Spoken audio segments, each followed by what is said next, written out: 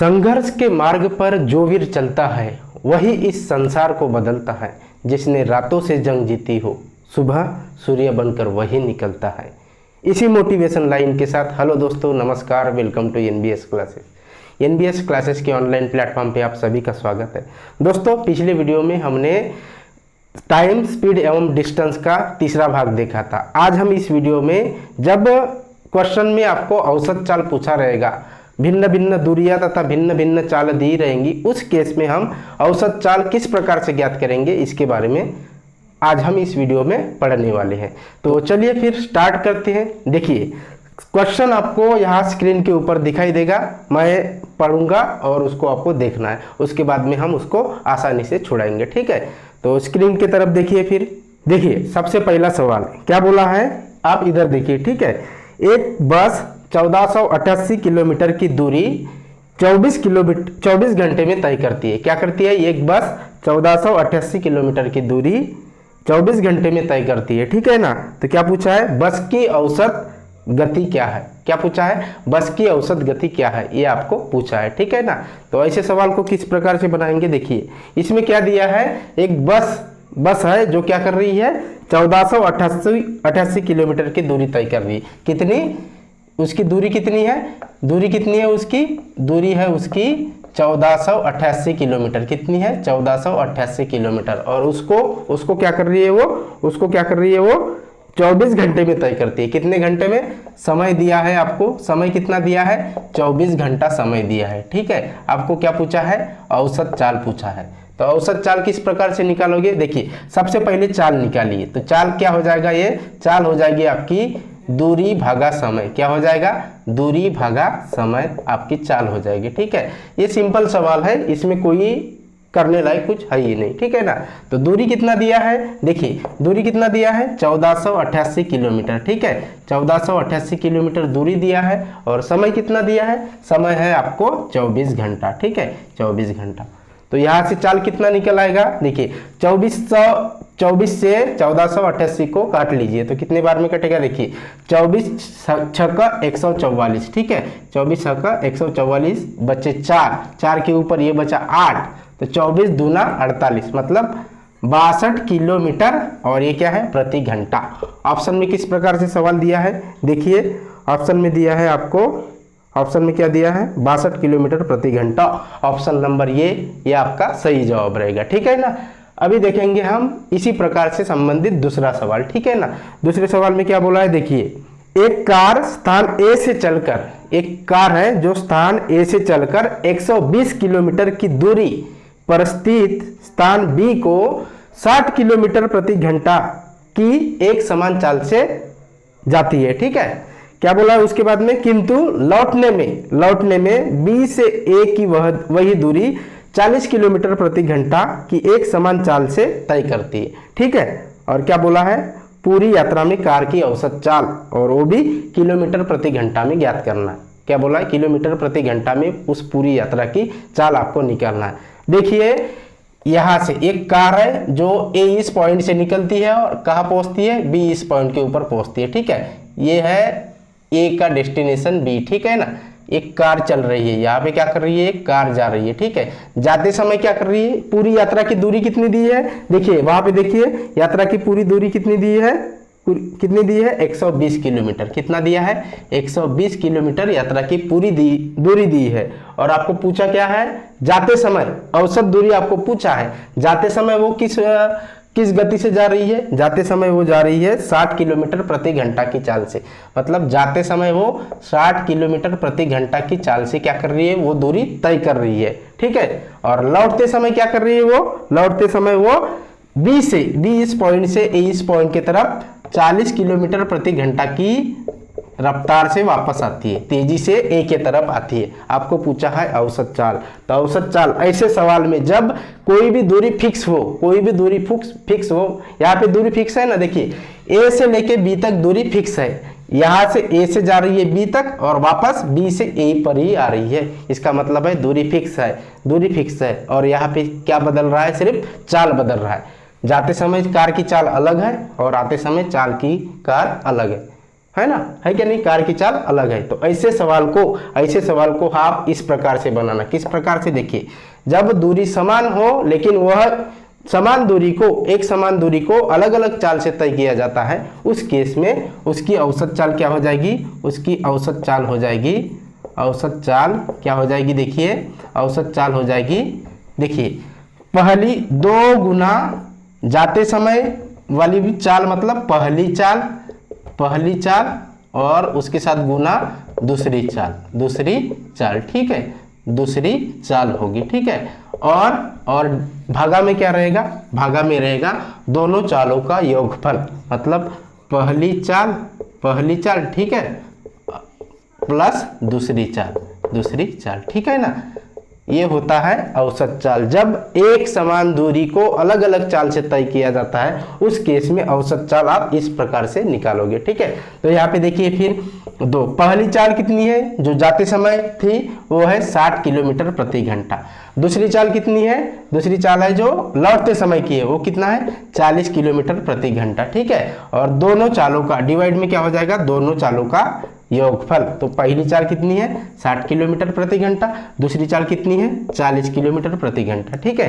तो इसको छुड़ा लीजिए, फिर ये क्या हो जाएगा, देखिए काट पीट मत कीजिए, मैं आसानी से बताता हूँ। 60 गुना 40 जैसे का वैसा कर लीजिए, ठीक है। और डिवाइड में क्या हो जाएगा, फिर 60 और 40 का योगफल कितना हो जाएगा, 100 हो जाएगा, ठीक है। तो देखिए यहाँ से फिर 0 से ये 0 कट गया और इस 0 से इस 0 को मैं काट रहा हूँ, ठीक है। तो क्या बचा फिर ऊपर क्या बचा, 2 गुना 6 गुना 4, मतलब कितना हो जाएगा, 6 गुना 2 कितना हो जाएगा, 12 हो जाएगा। और 12 गुना 4 कितना हो जाएगा, 12 48 किलोमीटर प्रति घंटा।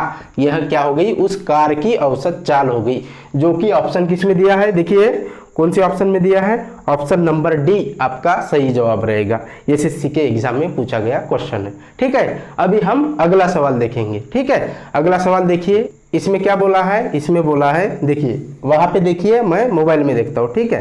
क्या बोला है, एक कार 6 किलोमीटर की 4 क्रमिक दूरियां, एक कार है जो 6 किलोमीटर की 4 क्रमिक दूरियां है, ठीक है, कंटिन्यूअस दूरियां है, ठीक है। उसको 25 किलोमीटर प्रति घंटा, 50 किलोमीटर प्रति घंटा, 75 किलोमीटर प्रति घंटा और 150 किलोमीटर प्रति घंटा की चाल से तय कर रही है, ठीक है। और उसके बाद में क्या बोला है, इस दूरी पर उसकी औसत चाल क्या होगी, क्या बोला है, औसत चाल निकलना है। 6 किलोमीटर की 4 क्रमिक दूरियां है, मतलब यहां से लेके ये सपोज कर लीजिए 6 किलोमीटर है, ठीक है। ऐसी चार दूरियां है, ठीक है। ये दूसरी दूरी हो गई, ये तीसरी हो गई और ये चौथी हो गई, ठीक है ना। तो मान लेता हूं मैं ए से बी, बी से सी, सी से डी और डी से ई, ऐसी 4 क्रमिक दूरियां है और उनकी दूरियां कितनी है, समान है। मतलब ए बी जितना 6 किलोमीटर है ना, ए बी 6 किलोमीटर है, तो बी सी भी कितना हो जाएगा, 6 किलोमीटर ही हो जाएगा, कितना, 6 किलोमीटर। ये एग्जाम्पल में, ये प्रॉब्लम में दिया है, ठीक है ना। सी डी कितना है फिर, 6 किलोमीटर क्रमिक दूरियां है इसीलिए, ठीक है ना। अभी क्या करता है, लेकिन ये क्रमिक दूरियां वो अलग अलग चाल से तय कर रहा है, क्या कर रहा है, अलग अलग चाल से। तो पहली दूरी को वो किस चाल से तय कर रहा है, देखिए पहली दूरी को वो किस चाल से तय कर रहा है, 25 किलोमीटर प्रति घंटा की चाल से। पहली दूरी को वो 25 किलोमीटर प्रति घंटा की चाल से तय कर रहा है। दूसरी दूरी को क्या कर रहा है, वो दूसरी दूरी को 50 किलोमीटर प्रति घंटा की चाल से तय कर रहा है। दूसरी दूरी को 50 किलोमीटर प्रति घंटा की चाल से तय कर रहा है, ठीक है। तीसरी दूरी को क्या कर रहा है, 75 किलोमीटर प्रति घंटा और चौथी को 150 किलोमीटर प्रति घंटा की चाल से तय कर रहा है, ठीक है ना, ठीक है क्या नहीं। तो इसमें क्या बोला है, अभी औसत चाल निकालना है। ऐसे सवाल में औसत चाल किस प्रकार से निकालोगे, देखिए फिर 4 क्रमिक दूरियां है, तो ऐसे सवाल में औसत चाल निकालने के लिए सबसे पहले आपको क्या पता होना चाहिए, औसत चाल निकालने के लिए यात्रा में कुल दूरी, मतलब उस व्यक्ति द्वारा या कुछ वस्तु द्वारा तय की गई कुल दूरी आपको पता होनी चाहिए। कुल दूरी कितनी है, यहां से आप निकाल सकते हैं, कितना हो जाएगा, 6 kilometre plus 6 kilometre plus 6 kilometre plus 6 kilometre, मतलब कुल दूरी कितना हो जाएगी, उसकी कुल दूरी हो जाएगी, कुल दूरी कितनी हो जाएगी, 6 गुना 4 कर लीजिए, 6 गुना 4 मतलब 24 किलोमीटर की कुल दूरी हो जाएगी, ठीक है। और औसत चाल निकालने के लिए इस यात्रा को लगा उसका कुल समय, लगा उसका कुल समय आपको पता होना चाहिए, तभी तो आपकी औसत चाल निकलेगी। इसका मतलब है कुल दूरी आपको क्या पता होना चाहिए, कुल दूरी, और इस दूरी को तय करने में लगा समय, इस दूरी को तय करने में लगा समय, तय करने में लगा समय आपको पता होना चाहिए, लगा समय। ठीक है, तो दूरी तो कुल दूरी मतलब कुल दूरी निकल गई, ठीक है ना, कुल दूरी तो निकल गई, लेकिन समय, पूरा समय निकला क्या नहीं। तो कैसे निकालोगे समय, देखिए ये दूरी है और ये चाल है, दूरी भागा चाल क्या होता है, समय होता है। तो पहली तो क्या हो जाएगा फिर, कुल समय कितना हो जाएगा, कुल समय हो जाएगा आपका कितना हो जाएगा, देखिए पहली दूरी को वो 25 किलोमीटर प्रति घंटा के चाल से तय कर रहा है, मतलब ये हो गया पहला समय। उसके बाद दूसरी दूरी कितनी है 6 किलोमीटर, उसको भी क्या कर रहा है 50 किलोमीटर प्रति घंटा की चाल से तय कर रहा है। तो ये हो गया दूसरे दूरी को तय करने में लगा समय। ठीक है, अभी ये क्या है तीसरी दूरी में क्या है, तीसरी दूरी में 6 किलोमीटर की दूरी को 75 के चाल से चल रहा है, और चौथी को 150 के चाल से चल रहा है। ठीक है, तो यह कुल समय हो जाएगा, दूरी भागा चाल,